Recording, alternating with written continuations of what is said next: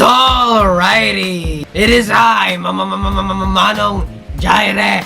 And I know you read the title. And yung title na yan, fake news yan mga kaunggoy. Hindi talaga totoo na mangyayari yan.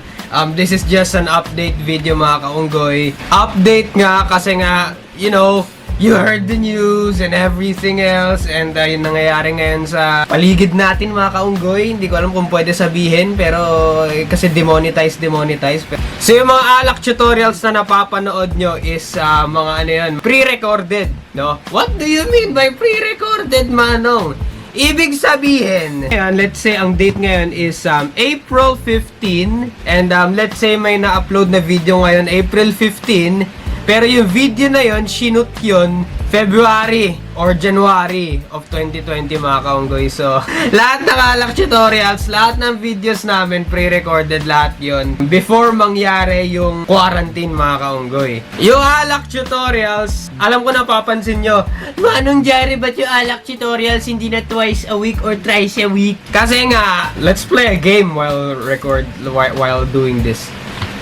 So, yung mga alak tutorials is mga once a week and every Monday na mga kaunggoy. So, every Monday, sa tingin ko parang nakikita nyo na parang napapansin nyo, every Monday na lang yung alak tutorials. And we're saving each alak tutorials video, no, para ma-stretch out throughout this quarantine period, whatever. Di ko alam kung pwede sabihin yung quarantine, pero basta quarantine, it's all over the news. Stay at home and everything, and always drink your vitamins. Paalala ni Manong Jireh, kasi Manong Jireh cares for you know, your well-being, ladies and gentlemen. Drink vitamins and everything, and ayun nga. And gusto ko, mag-comment down below kayo, no? Gusto nyo ba makakita ng mga gameplay videos dito sa G-Plana Squad? Wala, tinatanong ko lang kayo kung gusto nyo, and kasi gusto namin malaman kung may manonood ba or may magkakaroon ba ng views kung if ever namin gagawin ng mga gameplay videos or whatever.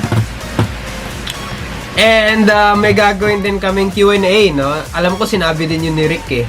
Basta ito, screenshot, announcement, i-announce ko daw Q&A video or whatever. And ayun nga, Q&A videos, probably weekly or daily Q&A videos or whatever. Parang, alam niyo yun, para mag-interact kami sa inyo. Alam niyo yun, parang video, tas makikipag-interact kami sa inyo kung ano yung mga yung mga tanong nyo, tas sasagutin namin, and shit like that. Yung mga vlogs, ayun nga, yung mga vlogs, we don't know when the vlogs will return. Alam niyo, yung mga vlogs katulad ng ito, tsaka ito rin, mga vlogs, ganyan. Hindi namin alam talaga kung kailan babalik yung mga vlogs. Kasi nga, di ba, it's all over the news. Oh my God. Nakikita nyo to?